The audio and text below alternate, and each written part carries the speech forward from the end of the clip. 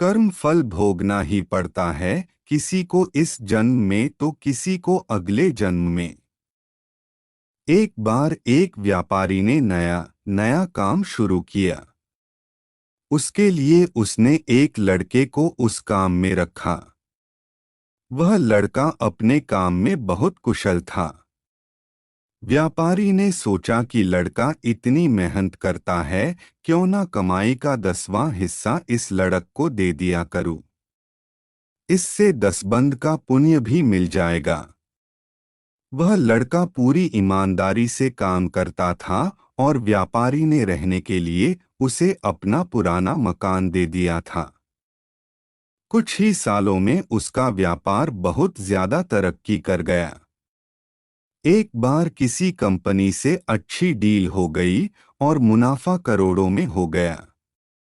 अब व्यापारी का व्यापार बढ़िया चल रहा था। जब मुनाफा करोड़ों में होना शुरू हुआ तो उसे 10वां हिस्सा जो लाखों में बनता था देना मुश्किल लगता था।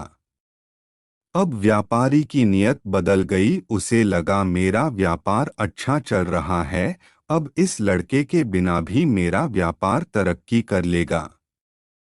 उस लड़के को रास्ते से हटाने के लिए व्यापारी ने उसके खाने में कुछ मिला दिया, जिससे उसकी तबीयत बिगड़ गई।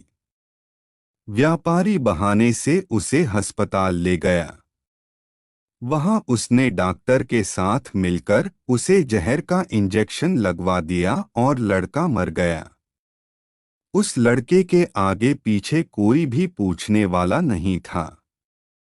व्यापारी ने अपनी पत्नी को बोल दिया कि तबीयत ज्यादा बिगड़ने के कारण उस लड़के की मौत हो गई।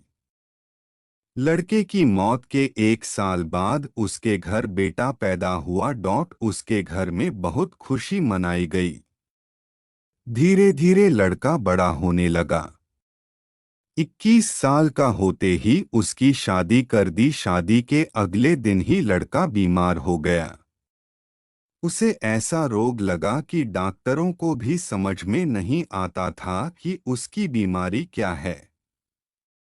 उसका सारा पैसा धीरे धीरे खत्म होने लगा।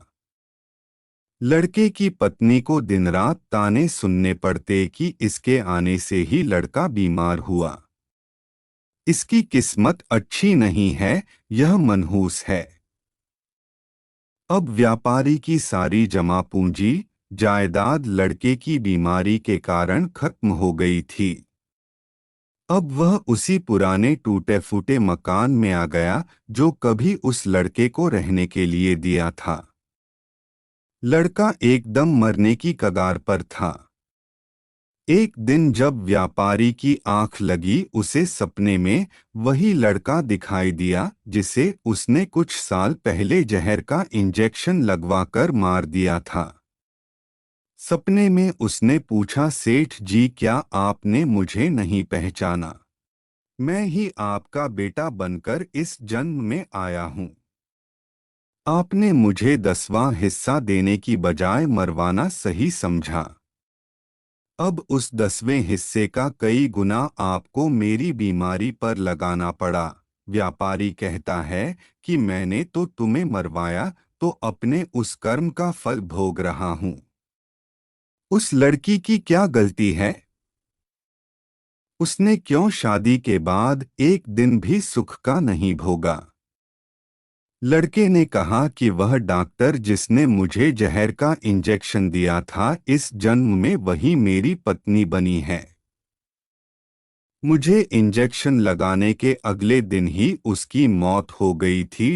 एक डॉक्टर का कर्म होता है अपनी दवाई से किसी की जान बचाना, ना कि उसकी जान लेना। वह भी अपने पिछले जन्म के कर्मों का ही फल भोग रही है।